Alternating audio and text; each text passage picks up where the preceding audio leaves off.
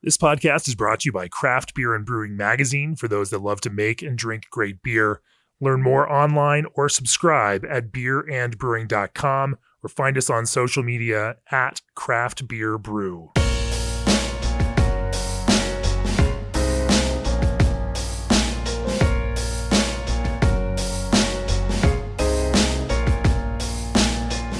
Episode 240 of the Craft Beer and Brewing Podcast. I'm Jamie Bogner, and I'm sitting on a lovely patio in some balmy weather here in Denver, Colorado. And across from me is Eric Larkin, co-founder. You're co-founder with your wife of Cohesion Brewing. Welcome to the podcast, Eric. Thanks. I'm happy to be here.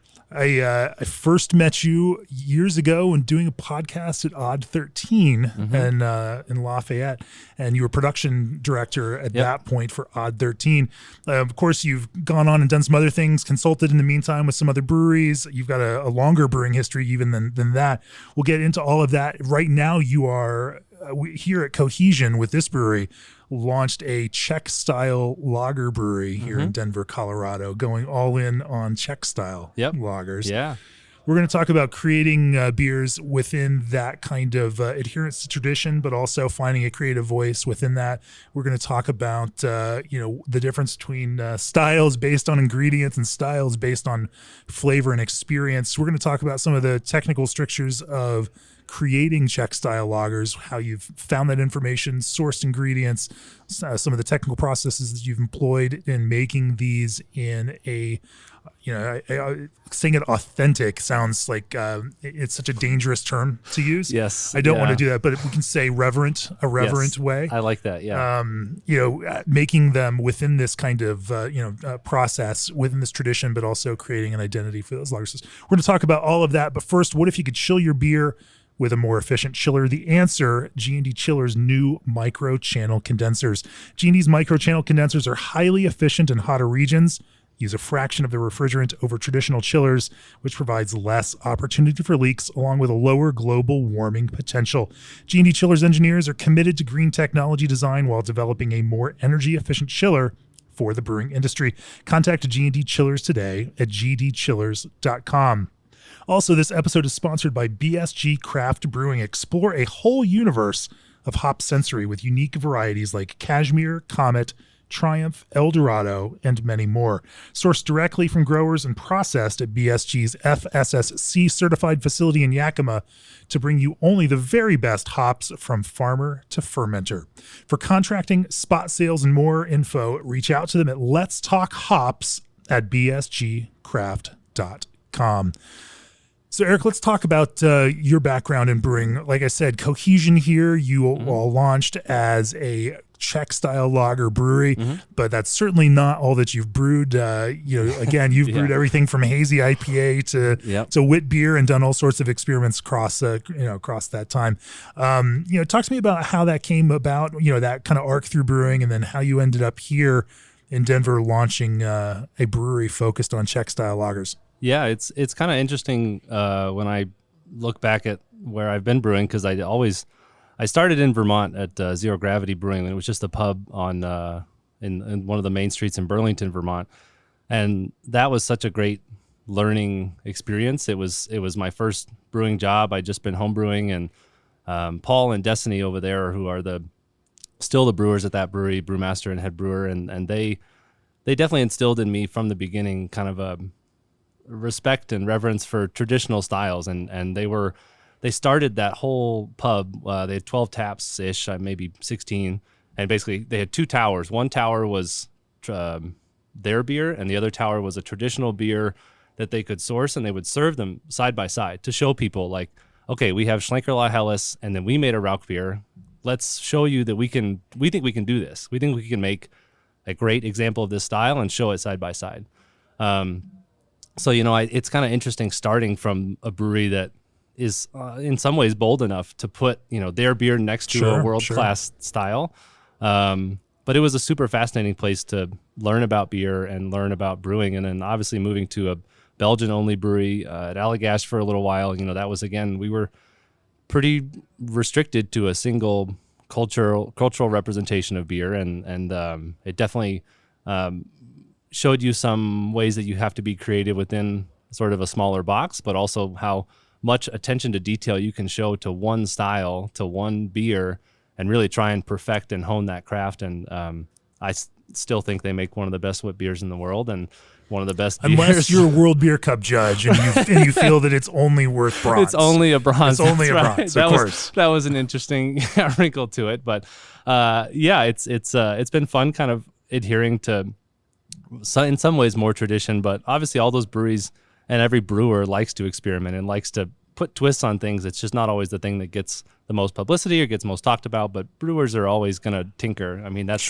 part of our nature. So even, understanding that dynamic and how you can represent it is something that I've been interested in. And then obviously at Odd 13, we got pretty deep into hazy IPAs and New England IPAs. And again, we brewed a lot of other styles there. Took all that wit beer experience and put it to work making, Still lots of wheat in there for sure. But yeah, got into a bunch of different styles there, but hazies were certainly the focus. And again, it was interesting exploring a singular style, but I kind of knew that hops weren't really my thing. I just am not as enamored by the diversity of hops, and to be honest, I'm kind of happy that I don't have to follow that specific trend line as much anymore now that I make pretty much lagers that are, we've used all Czech hops other than one wet hop beer we did with a Colorado hops, but other than that, it's all Czech hops, and it's kind of nice. Again, it's I kind of like this forced creativity that you get from, and people have asked me, other hop suppliers or other brewers, like, well, would you use a German hop? And it's like, no, I want to use the Czech hops. Like, I want to represent that tradition. And if you go to most Czech brewers, they'll use a variety of Czech hops. They haven't expanded into other hop producing countries, especially if they're making lagers exclusively. When they get into some of the newer school Czech brewers are making IPAs and making some of the styles that the Americans have invented, if you will. But if they're making lager, they're definitely focusing a lot on Czech hops, and they're very proud of their hop production and the hops that they grow in that country. So it's been fun. Yeah, again, kind of adhering just to as American tradition. IPAs have been driven by American hops, you know, for that same kind of reason, that there's that connection between that stylistic connection, to the ingredients themselves, and those things tend to grow together. I imagine as we look back at America and brewing over the last decade, we will start looking at it through that trend and understand that the style was as much, worked hand in hand with the ingredient availability. That, the development and what people were interested in drove some of the agriculture, and the agriculture in turn drove some of the interest in the style, that they become this symbiotic thing moving together. 100%. It's not one or the other, but it's both of those things together. And all of these have happened at various points in the past in these other brewing traditions in that same kind of way. Yeah, and I mean, that's exactly the style or the story of the birth of Czech lager. I mean, when Pilsner was invented, that style in Pilsen, and it's an interesting anecdote that I like to share, and we kind of talked about it a little bit before, but the Czech lager producing, we don't say Pilsner here, and if you're in the Czech Republic, they won't use the word Pilsner to describe a beer unless they're talking about Pilsner Urquell, because that's the original beer from Pilsen. Right. That's the beer that started that style. And it was super interesting. I learned in the Pilsner presentation at CBC a couple weeks ago, in the mid 1800s, they were actually making primarily ales. And in about 10 or 20 years, that tradition flipped on its head, and they went from making ales to making lagers. Once Pilsner became popular, everyone said, oh yeah, I need to make that. And they, I think the numbers he gave were about 80 to 90% would have been an ale fermentation. And then once Pilsner got popular, in about 20 years, it was 99% lager, bottom fermented yeast. So it's super interesting. Imagine being lager as the hype beer, or Schwely-Ležák, or this kind of Czech approach to Pilsner, being the hazy IPA of its time, and just taking over everything and supplanting all the ways that brewers did anything. It's kind of amazing to think about it. And that story also starts with exactly what you were getting at, it was the products around them, right? So this guy from Germany came over, brought a German bottom fermenting yeast, but used the malt grown in Moravia, the hops grown in Zatech, and made a new beer, and used some production processes he stole from the British maltsters, and like some of the techniques he saw in some of the lager breweries in Vienna, and kind of put it all together with what was available around him in the Czech Republic, and made this style that now represents a vast majority of what's drunk in the world. It's been shifted and moved a little bit, but pale lager was certainly a new thing when Pilsner came about. So it kind of has driven some of our focus for I was hoping that someday we could get to a point to where we'd use all Colorado ingredients and use the things around us to keep it local and make a local representation of that. Unfortunately, the hop growers here have a really hard time with low alpha hops and some of the noble varietals. But we have still sourced Colorado malts and worked with Troubadour Malting up in Fort Collins to build that like slightly under modified malt to represent that. And it's been super fun to kind of try and it presented a whole new set of challenges to build a new malt, a new base malt that is the base for all of our beers, but inspired by that. Looking around you, what do we have around us that we could use to make this style of beer? Oh, let's dig into that a little bit more. But first, like, why? What? Talk to me about that inspiration to start a Czech lager inspired brewery. Yeah. Like, here you are in Colorado. You could, you were looking for that next chapter. Mm-hmm. You want to open your own brewery rather than working for other people's breweries, which is a natural instinct that lots of brewers have for that creative itch, but also to control that creative vision and business. Why? I imagine you went through a few other ideas in the process before this one became the thing that you decided to hang your hat on. Yeah. So I actually, my wife and I met in Maine while I was working at Allagash, and I told her when I met her, basically up until the day that I changed my mind, that I was never going to start a brewery. I had seen, how much work it was, and you tricked her. I did a little bit. She went along with you for this, and then I literally called her after CBC when it was in Denver in 2019, and on the way home I was like, "Hey, we're going to open a brewery," and she's like, "You said we weren't opening a brewery," and I was like, well, I have an idea. And so that idea kind of came from, we actually went on our honeymoon. We started out in Prague. And as any brewer, you take a brewer anywhere, they're going to find some beer. And obviously, honeymoon in Prague. See, now that's the romantic reason. To kind of bring back those echoes. Of, exactly. So we kind of went there, and I started obviously drinking all the beer that I could find in the couple of days we were there, and I realized that the beer there tasted different than what I saw as represented as Czech Pilsner here in the U.S. And I was like, I always loved that style. I liked the little bit more bitterness. I liked the malt intensity, lower carb, a bunch of things about it. But I was like, why does it taste so different here than what we have in the U.S. when we talk about that style? And I left that trip kind of, just more curious than anything else. I didn't have an answer, but I spent, the next 6 months researching and delving into any podcast, any writing, any book that I could find, which there's not really a ton of that. Sure. But I got enough to understand, what the difference was, and that it was something that I thought we could represent a little differently. So that was in the fall of 2018. And then basically over those next 6 months and all that researching, I kind of figured out, I think there's something here. I think there's something that we could do here in Denver, a city that has, people that have already paved the way for us, like Bierstadt and Hogshead, that have taken a single culture and tried to represent it. Customers already kind of understand that here in Denver.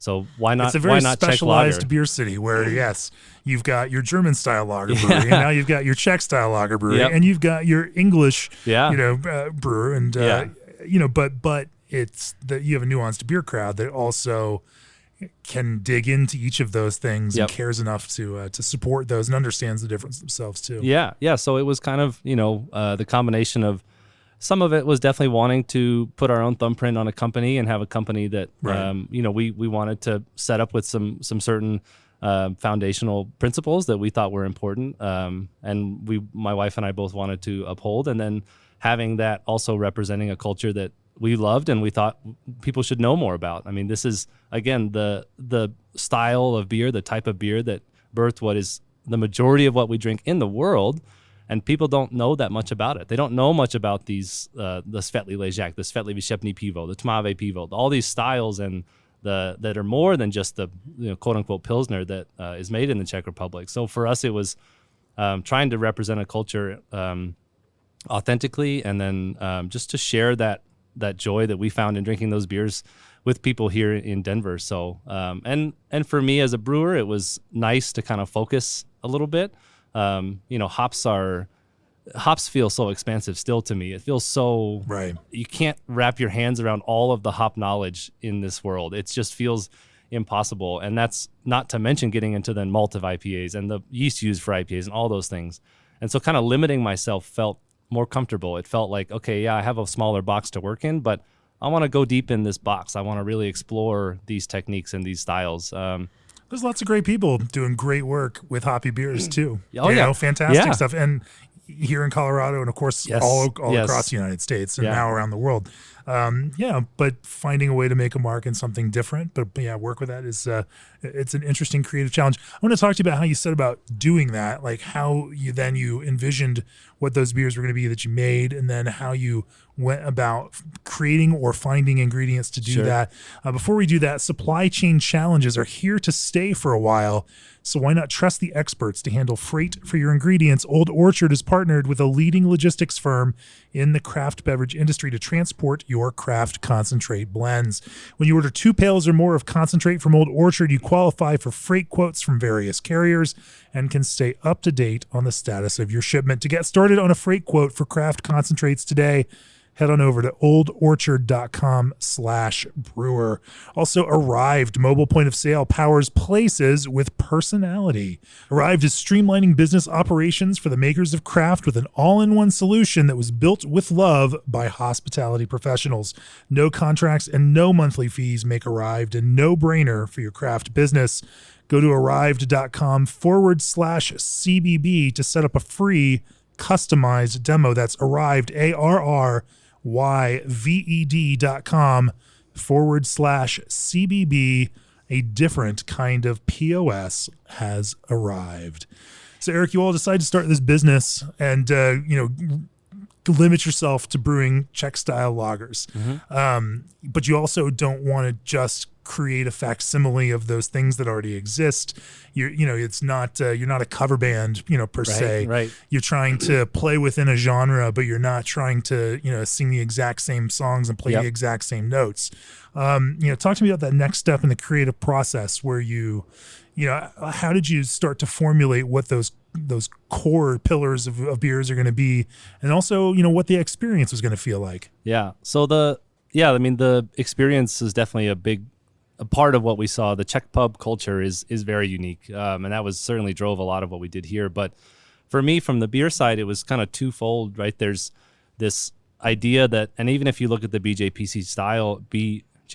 styles, I think it was the 2012 version, there was one beer under Czech beer, right? There was one, that was it. It was Czech pilsner. It wasn't even Czech pale lager, I think. It might have been pale lager, but I know they changed that, or it says that now. And that was something I noticed in researching and going there. There's a couple authors. So Ron Pattinson, who's a British beer writer, and then Evan Rail have been writing a lot. And that was they gave me a ton of information just on their websites. And for those of you following at home, in the latest lager issue of Craft Beer and Brewing, it's a great article by Evan Rail on brewing Czech lager the Czech way. And so if you are not a subscriber, go subscribe right now and get that issue into your hands. Yeah, that was definitely a good one. They talked to one of my favorite brewers in Czech too, Hostimica, Pivovar Hostimica. But so that was something like digging into their history living there. Both of them, I think, had lived in Czech for a little while and experienced that culture. Evan's been there for almost 30 years now. And seeing them talk about the styles and the range of styles that the Czechs actually produce, that I still talk about. We give trainings to all of our bartenders, and one of the things I show them is that when Ron Pattinson built this table, if you look at the strength of beer and you look at the color, so pale, half dark, and dark, pale, amber, dark, and then strength, and you build a table with those on each axis, the Czechs actually fill that table more than the Germans, the Swiss, and the Austrians, mostly in the low ABV range. Right. The Czechs really embrace this low ABV range and do it a lot more than these other very Central European lager producing countries do. They just tend to be more pale in general. Yeah, and just lighter ABV too. So like the Germans don't have a lot of styles, a lot of representation in the 2.5 to 3.5 ABV range, and the Czechs drink a lot of that beer. So it was looking at those, and they drink amber versions of that, they drink dark versions of that, and then they also do that all throughout the alcohol strength. So looking at like the diversity of styles that we could offer, it more than, again, people knew, and it was something I knew I wanted to share with people. So right now, we have pale lagers on draft that are an 8 Plato, which is 3%, a 10 Plato, which is 3.8%, a 12 Plato that's 4%, and those are 4.8%, and those are all different beers. Like they do come across differently, but they also allow for different ABV strengths. If someone really doesn't want to have a strong beer, a 3% option is great. And as the Czechs drink the most per capita in the world by quite a bit, and part of the reason they do that is because they're drinking mostly 4% beer. So that, understanding that there was a lot of different styles to represent was something that was interesting to me. And again, it still narrowed it down, but there was more than just the one style that we knew and was very popular here in the U.S. And then it was about, kind of creating connections in terms of bringing that drinking experience here as well. So, I mean, the name Cohesion was all about bringing people together over beer, right? Bringing different views and different people and together over a beer. And that's really what the Czech pubs are for. It's such a strong third space in that country that during the pandemic, when bars were closed, they dropped quite a bit in beer consumption because people they didn't drink because... Didn't replace it with packaged beer, right? Yep. Yeah, and you saw a lot of that just loss of consumption because you couldn't go to the pubs. And it's interesting, where in the U.S. maybe that consumption it maybe increased because we still wanted to just be drinking alcohol. Right. The Czechs were like, oh, I can't drink this at a pub? Like, no, I'm just not going to have beer. So it's this idea of bringing a space where the beer is what you're talking over, not talking about, was kind of important to us. Sure. And I say all the time, I could talk about this beer for 30 seconds or 30 minutes, and I can get into the details that make it what it is, but we also don't have to. It can be a place where people come and say, oh yeah, tastes good. And then you start talking about your life or your day or whatever subject you want to talk about. And that kind of welcoming atmosphere and just third space, that space where people, it's not their work, it's not their home, but they spend time with others in the community was really remarkable to me in the Czech beer world. And it's something that, in the craft beer world, we can get so wrapped up in everything that is happening in that beer. And I kind of appreciated taking a step back from that in the Czech beer pubs and wanted to bring some of that here. So no, I think I think that's a fantastic thing to aspire to make beers that can either be that experience where you can dissect them and focus on the beer itself, but I think you're right. American beer culture has maybe grown a little too studious in its note taking and evaluative thing, thinking about that as the process of pleasure rather than that kind of social aspect. Having said that, we probably wouldn't be having conversations on this podcast right now in the kind of depth that we do if people didn't approach it that way. Anyway, we'll have a 60-minute long conversation about all the details of this, and that's what we're into now. But let's talk about that kind of that you've got the experience idea down, and the way that you serve beer here using side pull faucets, using chilled glasses that soak in water, all serves that idea of Czech pub and a way that would feel common if someone were visiting from Czech and were drinking a beer. But it also creates a nice little drama and spectacle to service.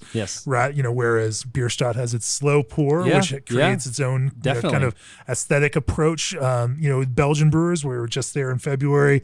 They take a very dramatic approach to beer service, using proper glassware. Pouring properly, making sure there's the right amount of spinning of the glass with lambic, where they coat the whole glass. And those rituals aren't. They're not just for show. They also they create a seriousness about it. A seriousness, at least an intention in the minds of people. That the person serving this to you is doing so in the way that they intend to do it, and it's not just somebody pouring some beer out of a tap that you don't know how it's taken care of, and they're throwing it into a shaker pint and splashing it across the bar to you. This is a thoughtful product produced with care. Anyway, you've got all of that going on here on the service side, but let's talk about the beer itself. Let's talk about and I don't know where you want to start. What you consider that kind of beer that's the foundation, and how did you go about designing that beer? Sure. So we kind of started with a number of principles that I saw in the Czech brewing tradition as kind of consistently used. Maybe not every person, and there's definitely newer breweries that are changing some of these techniques, but I have a number of techniques that I saw as traditional, which I tend to say, you talked about that word authentic. I tend to say traditional because I'm trying to use the older techniques, and but I use that word when talking about our beer and the way that we do it. So some of the techniques that I kind of saw and things that I really wanted to put in place here after doing all that research. So RO water was a big one. So obviously Pilsen water, very soft water. You see it if you look at water profiles comparatively. I've heard brewers in Czech talk about that the sandstone that is under the soil is filtering the water for 200 years or something like that, right? They sure. That's their romantic self. Exactly. I get it. So it's very, very soft water. So Denver has variable water. Low mineral content in general. Yeah. It draws from 3 different sources, and they don't tell you when they switch. Mineral content can be different. Okay. So reducing that mineral content down to very low levels and adding a very small amount back to mimic that water profile was important. I think that was, I've learned a lot, especially through hazy IPA brewing, about the impacts that water chemistry can have on beer, and so I knew I had to start there.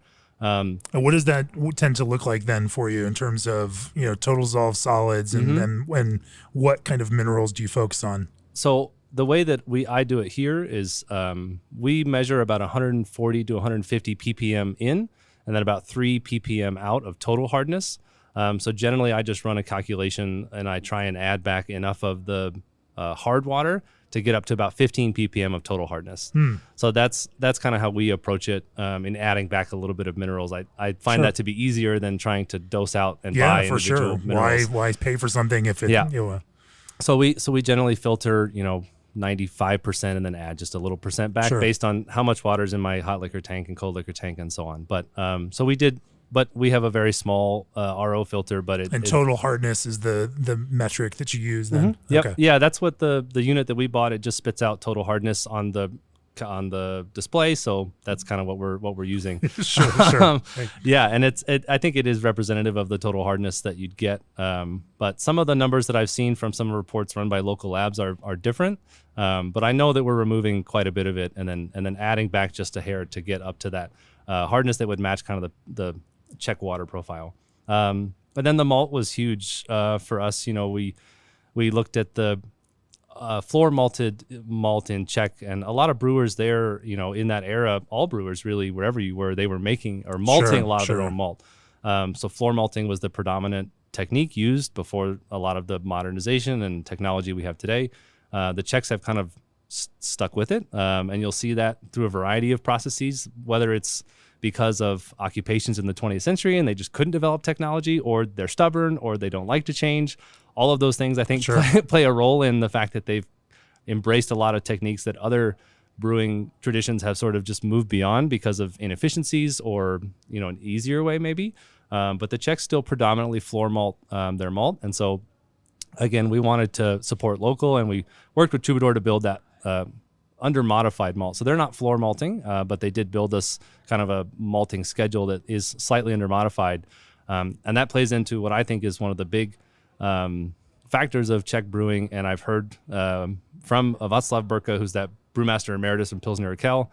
We asked him when I was there about a month ago, or someone on our tour asked him, can you make Czech lager without decoction? And he said, no, absolutely not. He was very definitive about it. And I tend to agree with him. I think that when you talk to brewers, and Evan Rail has given me an anecdote of there's brewing technical high schools in Prague, right? So instead of going to regular high school, you could go to a high school where you learn how to brew, and that's going to be your profession, just like a technical school here. Best high school ever. Seriously. I wish we had, they have enough brewers that they need it, but definitely not something. We also have these crazy laws that say you can't drink alcohol until you're 21. Right. So there's that. Such crap. There's that hurdle too.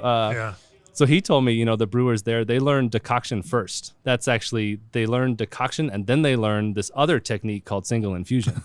So, it's very opposite of how the order that we learn things here. And decoction is a very important part of the lager production. Again, it's inefficient. It uses a ton of power, heat. It takes a long time. It's not the easiest way to brew beer, but they have stuck with it. And they really do believe that it brings an impact to the beer. And I share that belief. I think that it's something the decoction process of boiling those grains, actually having the grains and the sugars inside the grains exposed to that heat, does produce some melanoidin reactions, some caramelization that you just can't get any other way.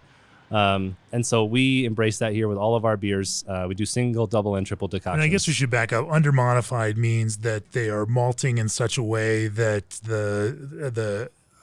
there's not as much immediate enzymatic activity produced by the malt itself. The enzymatic activity is actually in levels. It's more the protein levels that they're measuring, and then some of the potential sugar conversion. Right. So when you look at the potential for how much sugar we could draw out of this grain, it's not quite as high as a more modified malt that you might find from BSG or some of the more modern maltsters. The modification process is something that they do in the malting process. Correct. Then it's not in the barley variety itself. Correct. Yep. They have that same barley variety, which is Genie is the variety that's grown here mostly in Colorado. And they make a fully modified Pilsner malt. They call their Pevich. Right. And then for us, they make a slightly under-modified Pilsner malt called Super Pevich. So we use that malt as our base malt. It's available to other brewers, but we kind of developed that together. Mm-hmm. They're measuring more of the modification in the protein conversion levels. That's kind of the standard measurement, the Kolbach index, and then some of the like fan levels, so protein levels, and then the total extract you can get from that. So it's slightly less efficient. Most brewers would look at that and say, why would I spend more money for a craft malt that's not as efficient? But for us, we're driven by wanting to stick to that tradition and stick to that process and represent the beer culture. So I don't mind using an extra 20 pounds of malt, 30 pounds of malt, whatever it takes to make that happen. And you've brewed them both ways, so you've clearly, you're throwing your hat into the decoction realm. 100%. Because, so from a sensory perspective, having, brewed some of these recipes, again, like I imagine you've brewed it with fully modified contemporary malt and under modified malt with a decoction process. What is, how would you, from a sensory perspective, describe the difference? So I think there's a mouthfeel difference, first of all. I think you get this depth of mouthfeel that just doesn't exist. Some of that is also yeast selection. So Czech yeasts are slightly less attenuative than a German yeast, which is predominantly, at least what I've seen here brewed in the U.S., is more German-style lagers, or people using German yeast, that 3740, I think, being a pretty popular one.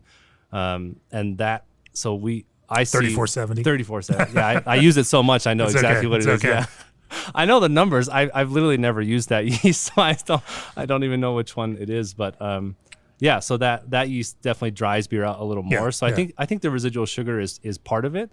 But I do think there's a depth of grain flavor and a mouthfeel that you get from that, and then especially with a triple decoction, and it's a little less accented than it might have been, when these beers were first made. There's a few factors, something like direct fire kettles, copper kettles. When you're scorching those grains, that was definitely, I think it had more impact than a steam heat does now. Of course. But I do think we get some, I see color change when I move a decoction from my boiling vessel over to my lauter tun. I see a new color come into the lauter tun. So I see a development of color. I know that there is some grain flavors that are being developed through those Maillard reactions happening. So I think you get, it doesn't come through, it doesn't taste like a caramel beer. It doesn't taste like a heavily caramelized beer from the malt profile, but you do get a little bit of depth of grain flavor. You start to toast your bread, right? Same exact reactions that you use for toasting bread. You start to toast some of those grains a little bit, and you just draw out more complex grain flavors. So we, for those that want to follow up on more on this, we've got a class coming up on our all access video platform with Hagen and Bill from Dovetail. And Hagen shared a video that he's taken. And when you mentioned that color change of watching that coming through the sight glass, coming back out of that kettle, and just, you can very clearly see the color difference there. And they talk about, all these different decoction styles, and we'll walk through how to do it. But I think it's fun and interesting to think about what that actually contributes. Certainly there's lots of arguments on both sides, whether that's necessary. But, so you've got this, then, your decoction process. What makes you choose between a single, double, and a triple decoction?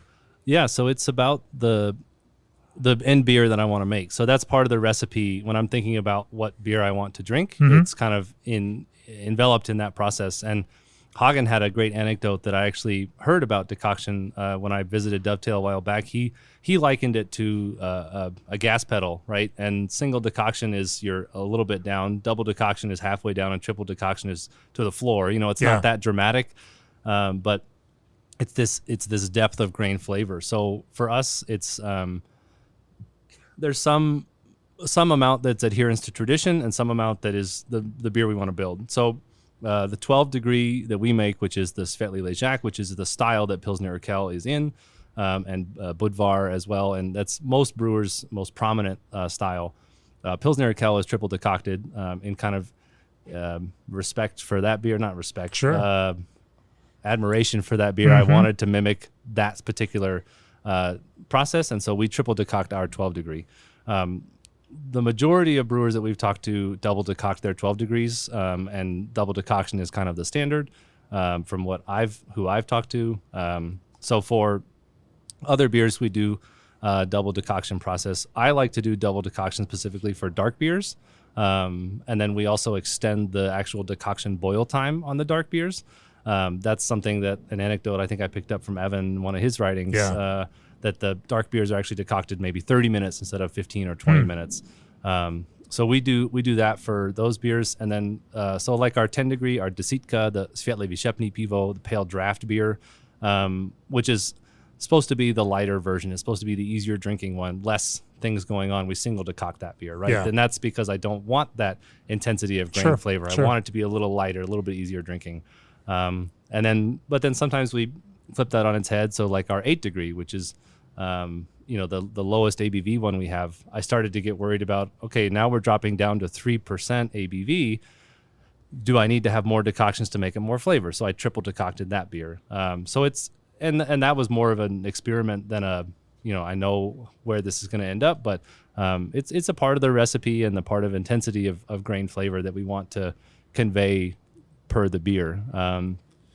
I want to talk about this in dark beers, especially because it is something that came up that, naturally when you're decocting, especially when you start dealing with darker malts, then you can get some nasty flavors if you were doing it, in specific ways. And so there's some strategies that the Czech brewers tend to use to get better results out of that decoction. Before we do that, from the rotatable pickup tube on Rogue Brewing's pilot brewhouse to the integrated hopbacks on Sierra Nevada's twin prototyping brewhouses, SS Brewtech has taken technology they invented, working with world-renowned industry veterans, and made them available to every craft brewer.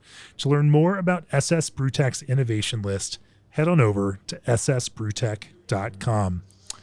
So let's talk about that approach to decoction. Clearly, you tend to want to avoid decocting some of the darker malts as you do that to avoid some of the more astringent flavors. How does that look then in your mashing process? Yeah, so we basically we build also all of our roasted malts and cara malts with Troubadour as well. So they have a roaster, and we can basically work with them and say, hey, I want this malt of this kind, and they can make it. It's incredible. It's a whole bunch of expensive malt for a small lager. That's brewer. Right. But it's fun, and it's I think they treat it well. So basically we work with them, and anything about over 100 Lovabond for me, I don't decoct. So I'll just add it into the Lauterton after I finish my decoction steps, and basically I call it top dressing. So just throw the malt on top and Vorloff and sparge over that malt. There's no sugar I need from that malt. Right. It's all color. It's just there for color and some flavor. So steeping those grains like you would a tea gets you that effect. And then you can avoid boiling them. It also helps with filtration sometimes. I picked it up from Allagash actually because they used to make, I don't think they make that stout anymore, the Belgian stout. Right. But we were getting so many stuck mashes because those kernels are smaller, and when you mill them, they crack into even smaller particles, and that can clog the holes in your Lauterton. So we were seeing stuck mashes more often when we would actually mill, and that was just single infusion, but when we would mill that malt and add it all together than if we just added it on top and kind of sparged over it. So I kind of learned that technique while I was brewing there and have carried that through basically all the way. And it works well for decoctions too, to not boil that dark grain. Are there any other tricks to the decoctions that you've discovered as you've been employing these in your brewing here at Cohesion? I'm still trying to figure out some of it, I guess, is the Sure. The part that's been the hardest, I think, is the temperature adjustments. Yeah. So when you pull off a portion to boil and you're going to add that portion back to your main mash, how much are you going to actually raise the temperature? It's particularly difficult in Colorado. There are a lot of books, German books and some Czech that haven't really been translated as much, that work through decoction calculations. The hard part has been that most places boil at 212 and we boil at 202. So Sure. I'm boiling at a different temperature. So I've had to, and I'm still learning this brew house. I think I've done 25 batches at this point. So I'm still not very deep into this brew house. Sure. So learning how much malt or how much mash I need to boil to hit certain temperature steps is something we're still dialing in. Starting to get a lot better, but that's something that I think is when people are starting to decoct, to pay attention to, because you can overshoot a temperature range by quite a bit and miss the entire point of that decoction step, Right. And just blow past. If you're trying to get a protein rest at a certain temperature range and you add too much boiled mash back to the main mash, you're just going to blow right by that and go right into saccharification, and so you're going to miss a conversion step that you wanted to have, and potentially need to reduce the number of decoctions, which would change a recipe. So that's been one of the hurdles, I think, and just trying to, I guess, undershoot, especially if you have the capability to heat again to move to another step, has been something that I've done just to help make sure I'm hitting all my temperature steps. So then, how would you do that? I mean, are you reducing the temperature? We have jackets on the louder ton. So once I move it back, once I've added all the mash together, I can then use the jackets to just step that into the temperature range. But you can't, it's hard to go back, right? Going colder is really difficult, but we have a lot of capability to heat things. Sure. So then I have to measure the temperature of the whole mash. So I pulled off that roughly a third most times. Sometimes it's up to half for us. Yeah. And then I've added it back and I start mixing it together. And that's when I can check that temperature of the next step. So to see where we've gotten into. But you can't change the temperature because it's coming out as boiling, and so are you just changing the speed? I changed the amount. Okay. So how much of the mash I boil. So we have load sensors on our kettle, so I can measure by weight how many. Sorry that I'm dumb about this. No, it's a complicated process that I've spent a lot of time looking at. So we have load sensors on both the kettle and then the louder ton, which isn't really the best vessel for mash mixing, but we're working with it like a lot of brewers are.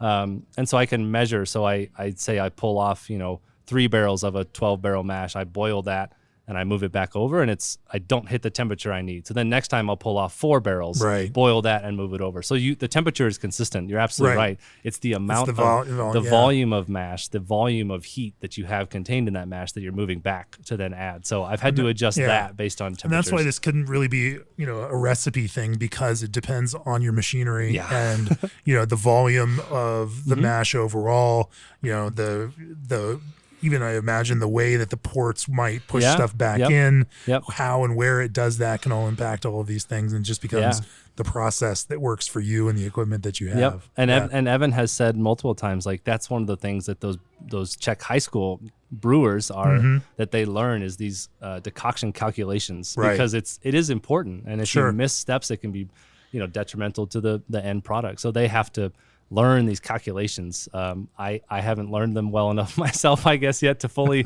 nail it every time. But we're getting it pretty dialed in at this point. It's a good thing that you're only brewing a few different, beers, so that you get to brew them enough times. It helps. It helps a lot. That is the magic of this.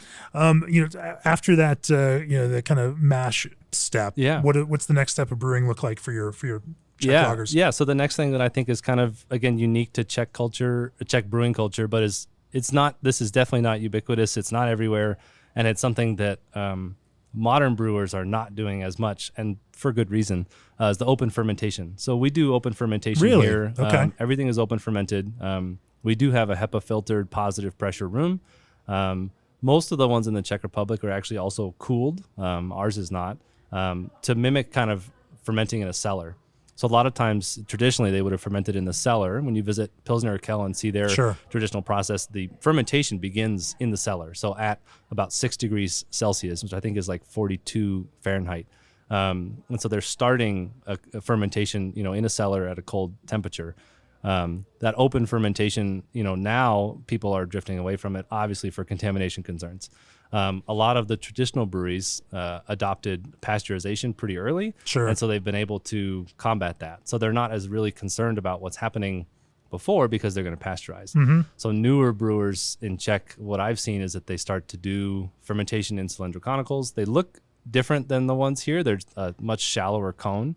I'm not really sure exactly why, but it's just something I've noticed. But they keep everything, in stainless and in closed containers, which is certainly more consistent with what you see here in the U.S. And, allows for a sanitation process that's a little bit more secure, and then also keeping things out of that beer. So for us, it's part of why we're not doing a ton of packaging and a ton of distribution, because I don't think there's anything in these beers. I've had some of them tested and they're fine, but the risk is there. And it's certainly riskier than having a closed top tank.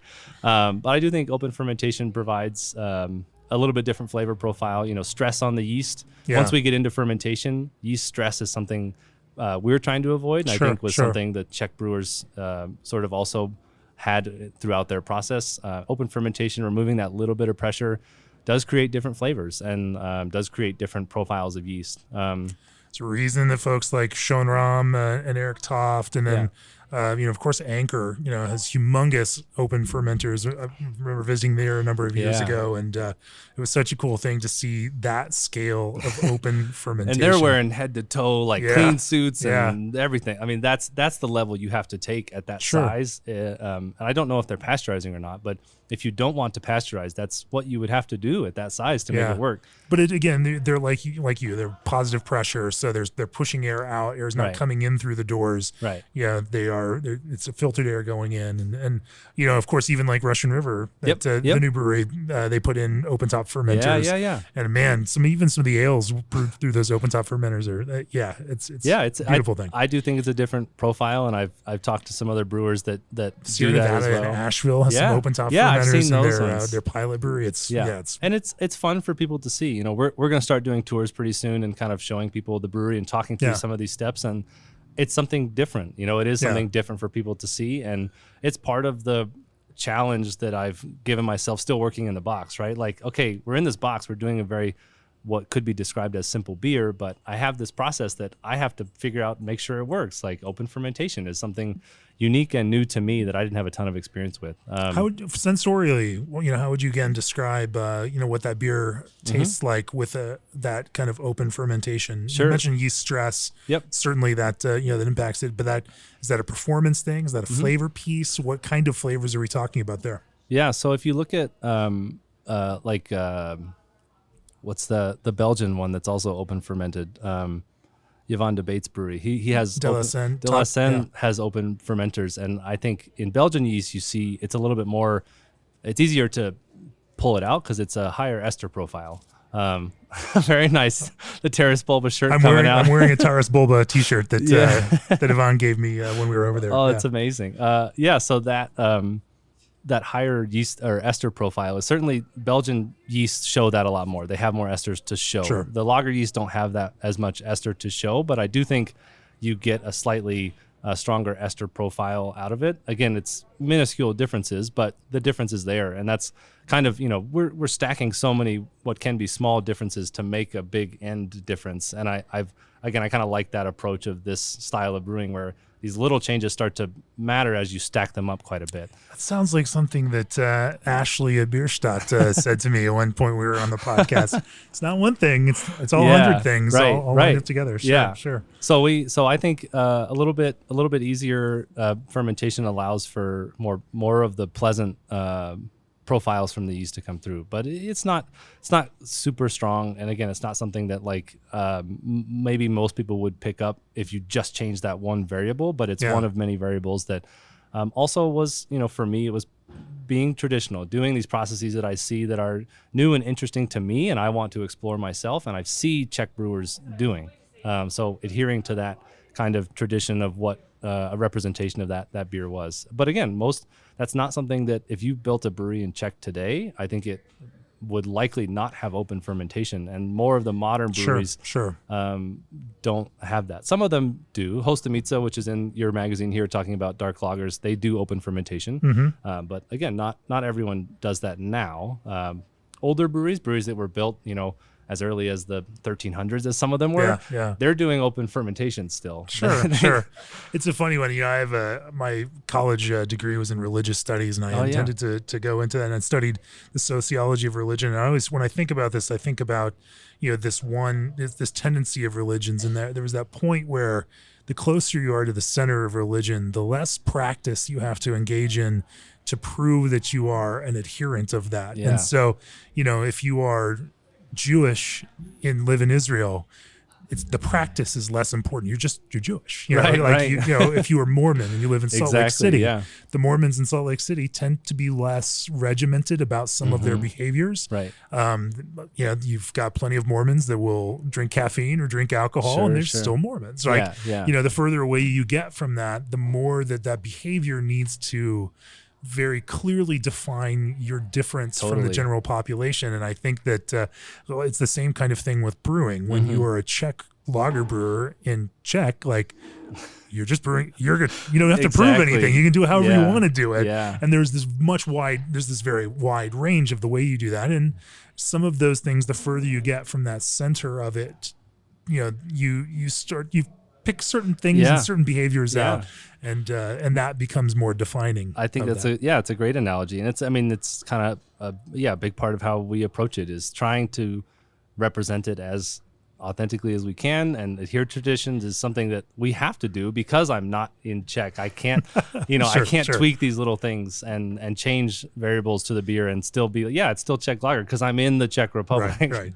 But all of these things are dynamic, and what we view as Czech lager may be different 100 years from now, just because, like you said at the top, what is being brewed in Czech now is different than what it was 120 years ago. 100%. And when we go through that kind of time, it's all dynamic, and will continue to be subject to change. Nonetheless, let's we didn't talk about hops. You source all your hops, of course, from Czech. Yep.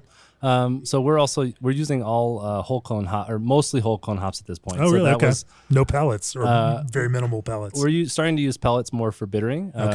But the whole cone piece was actually from one of my best friends, Brandon, who owns Primitive Beer up in Longmont.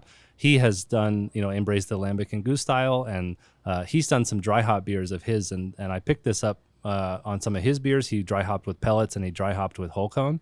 And the difference in the flavor and aroma that you got from those two products was different enough to me that when I looked at adding hops from a flavor and aroma standpoint in my brewery, I wanted to use whole cone.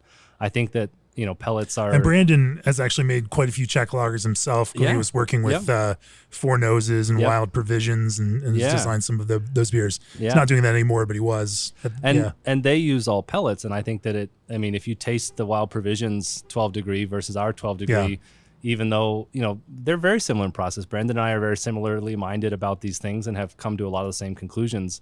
So we're very similar, but the beers taste pretty different, and the hop profile is certainly one of them.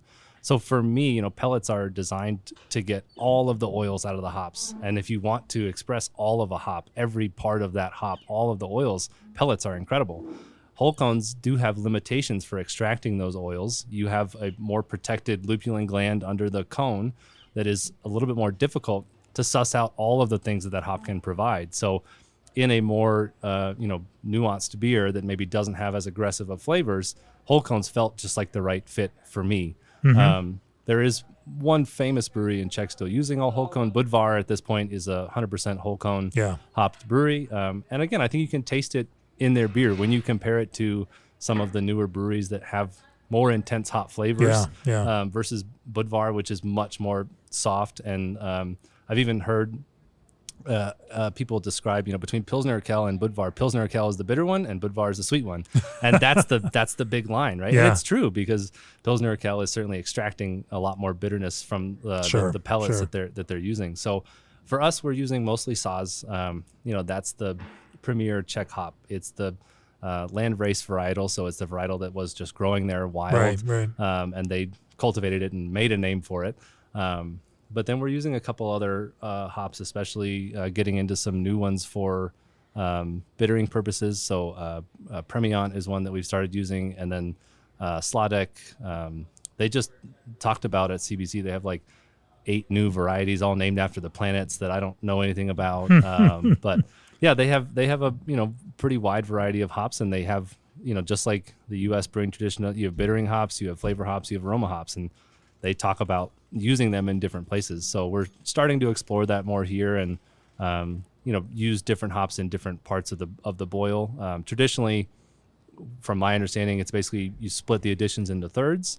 So if you have a 90-minute boil, you'd add a third at 90, a third at 60, a third at 30, and then nothing past that. Yeah.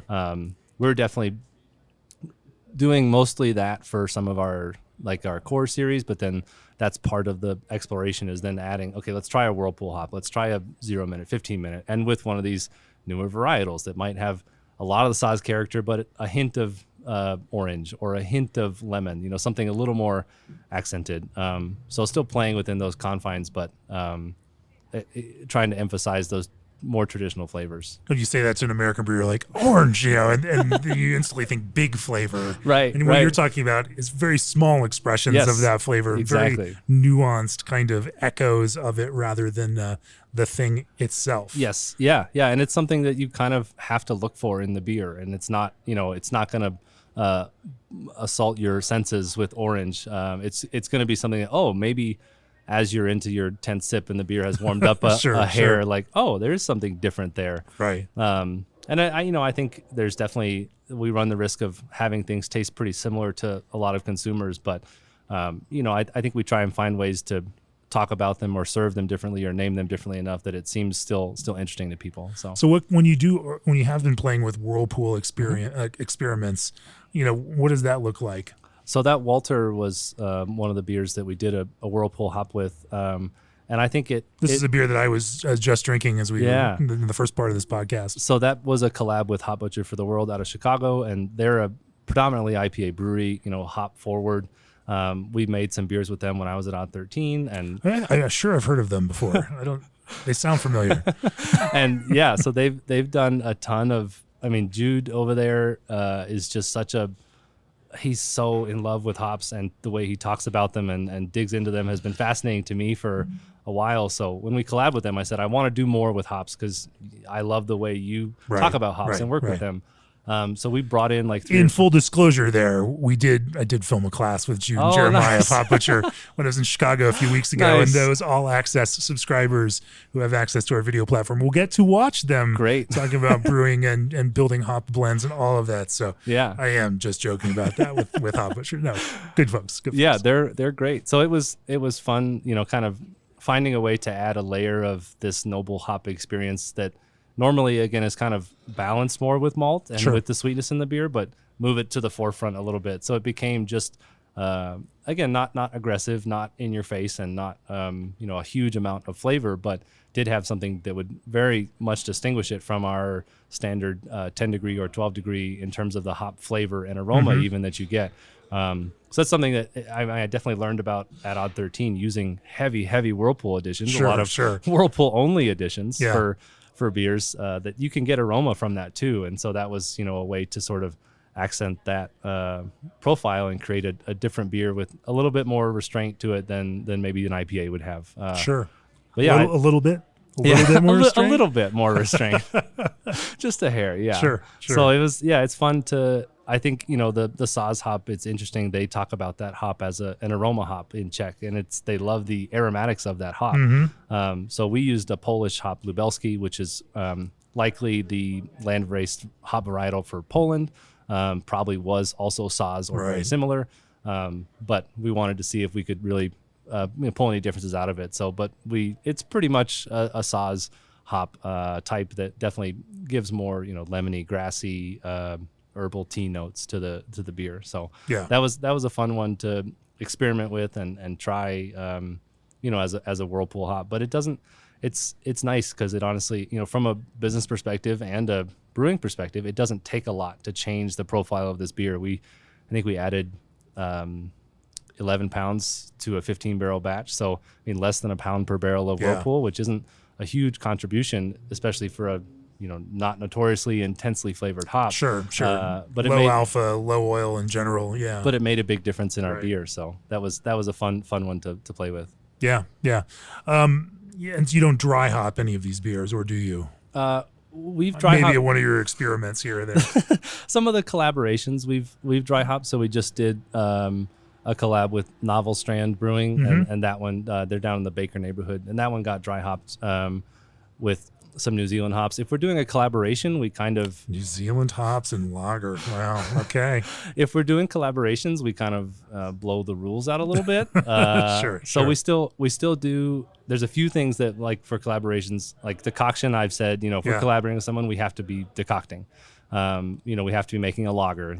There's some rules that we've still stuck to. Sure. But if we work with someone who has an interest in a different area, we're sort of open to ideas when we do collaborations, and that's part of the fun is spending time with friends and brewing with friends, but then using what they're good at to kind of change up our beers a little bit and offer something that, honestly, it's probably something people are more familiar with, a beer like that. But I haven't dry hopped any of our lagers. We did, on my most recent trip, I did find out that sometimes they would add dry hops into, like, one of the very traditional breweries. They had a bag of actually hop plugs, which is like the whole cones pressed into plugs, sitting in a muslin bag outside the cellar. And I was like, what is that? And they were like, and they had to confer amongst themselves because the guy who spoke English wasn't the brewer. Yeah. So he starts talking in Czech, and they're like, oh, it's hops. I'm like, okay, but where did you add those? Like, I didn't think you dry hopped anything. And he was like, yeah, it was in the lager tank. And I was like, so how long, like, is that all the beer? And he's like, and he said, the guy said sometimes they just add hops wherever they want. And I was like, okay, so I think there are some examples of that, but that was new to me. Sure. So I think we're gonna try that again. That's the nice thing about going and seeing this little detail, that now I feel like that's something that I can bring back and do a very small dry hop of a noble hop, and it fits into the tradition. So sure.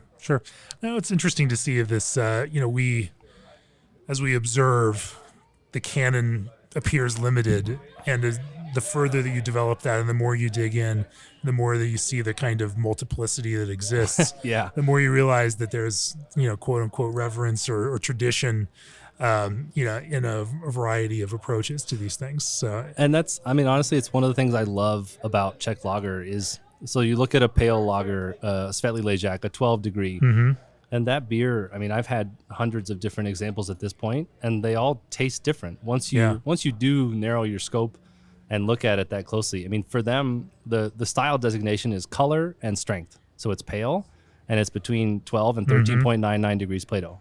And outside of that, there's not really many rules to define a Světlý Ležák. So you can add, there are people adding non-pilsner malts. There are people that are wildly bitter. There's people that are, very sweet and very almost caramelly, almost to the color of an amber lager or a Vienna. But somewhere they have quite a bit of diacetyl in their beer too. Diacetyl, not diacetyl, right? Right. Like it's such a wide range, and that's one of the things I love. And people ask me, do you care if other brewers, make this style or steal your ideas? And I'm like, no, because they're not going to make the same thing. They're not focused on the same things. So thinking about it from a creative perspective, you had some of the, you have your kind of guardrails around this. But from a creative perspective, did you have an idea of the flavor that you wanted it to be? Or did that process evolve as you were tasting the ingredients, working on the ingredients? There's two ways to go about that, right? You can, be driven by how things are and riff on that and go with it, or you can work in an exacting way to try to realize this idea for something that you have in your head. From a creative perspective, how did that work for you? Or is this some combination of these things? I would say it was probably a combination. So when we were selecting the malt with Troubadour, we did a number of hot steeps, which is a malt sensory technique, essentially like steeping coffee, or pour over coffee, right? And so we did hot steeps on a variety of malts, both theirs and some Czech malts, and said, like, okay, this is the flavor profile we're at with this malt that you wanted us to develop. Let's compare it to German malts, Czech malts, American malts, all in this Pilsner style. Do you like this where it's at? And okay, I like where this is at. Let's move forward with that. Saaz hops were certainly familiar to me from other places I brewed and other beers I'd had. So I kind of knew what that would lend. And then from there, it was kind of like, we're gonna get out of this what we get out of it. Right. And it was more about trusting the tradition and the process, and just sort of, I kind of jumped into it a little bit blindly. I mean, I had an idea of what it would taste like, and I knew the range I wanted it to be in. But again, the styles in Czech, it's a color and a strength, and that's it. So what it tasted like outside of that color and that strength was our character. That was what it came to be. So I kind of let that part develop on its own. It was more about sticking to the ways that we wanted to make it, and knowing that would get us to the end goal of it tasting traditional. And I mean, the biggest compliments that we've gotten here from my perspective at Cohesion is when a Czech citizen or someone who's moved here from the Czech Republic comes in and says, this beer tastes like home. And that's if I'm doing that, like I don't really care about much else in terms of critiques on the beer or what people say nice about it. It's like that's what I'm trying to create here, and to have gotten that feedback is really, really what we are striving for. So that was the end goal, not what I want it to taste like. Does it represent the culture authentically? Sure. As we zoom out, what's the big picture in the long term look like for Cohesion? What do you all hope to achieve here? What's success look like, and when will you know that you've achieved it? Yeah, I think for us, I like that question. What does success look like? Since starting a brewery was not your wife's goal, and you somehow baited and switched on that. That's right. We've talked about that as we built the brewery. What does success look like? And for me, it's making good beer, creating good jobs, and supporting our community. And that's what success looks like for Cohesion as a business. And if we're doing all of those things and we find ourselves, tripping over our own successes, then maybe we would do this again somewhere else, right? But that's what success looks like for me and for us. And we have a lot of different ways to measure that, but that's kind of where we want to end up. So I think, continuing to explore the traditions of Czech lager and representing it in a way that Czech people feel like it does represent their culture is hugely important to us. So continuing to learn and continuing to educate ourselves. I have no Czech heritage myself. I'm not connected to that culture other than I visited in 2018 and really just fell in love with the beer styles. So we're going to continue to explore Czech lager. I really enjoy collaborating with other people because it pushes them sometimes. And like a lot of people I talk to, like, oh, let's make a beer together. I'm like, yeah, I love you. I love your brewery, but can you do a decoction? And they'll say no. And I'm like, okay, then I can't do this. Right. And then that starts a conversation. Well, why not? Like, and educating people about that is, I love talking about beer and educating people on beer cultures and styles. And so it's just trying to do more of that. Like the tours are a big piece of it. Finding ways to bring in Czech food is big for us. We're working on that. It's difficult. There's not a lot of it here. There's not a lot of people that want to make it here or even know what it is. So we've tried to do 1 or 2 beer dinners, but just finding ways to really represent the culture authentically is kind of where we're headed, and deepening the production of, so the 10, the 12, and the Tmavy are kind of our core styles, and just making those a good representation of what a beer would taste like in that style in the Czech Republic. Well, you've certainly added to the richness of the Denver beer culture, and what an amazing town.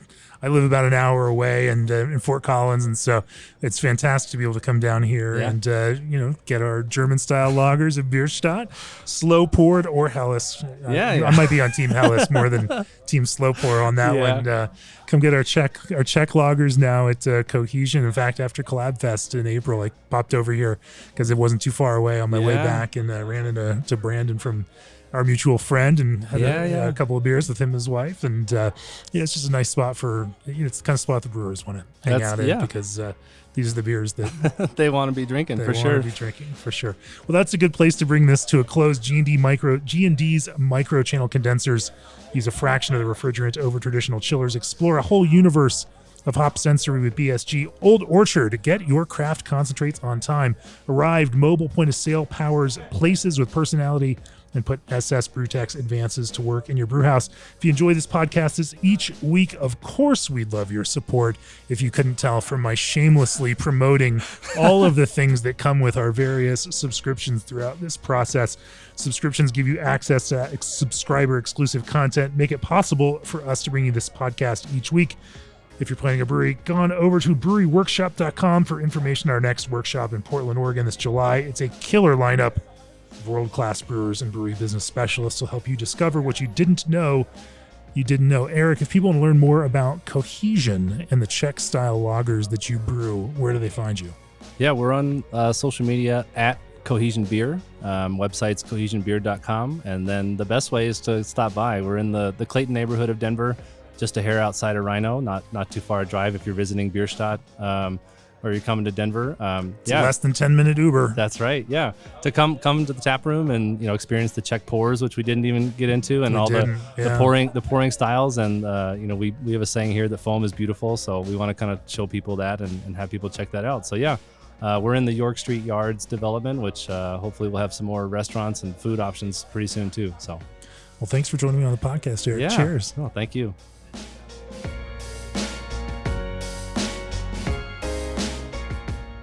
This podcast is brought to you by Craft Beer and Brewing Magazine for those that love to make and drink great beer. Learn more online or subscribe at beerandbrewing.com or find us on social media at Craft Beer Brew.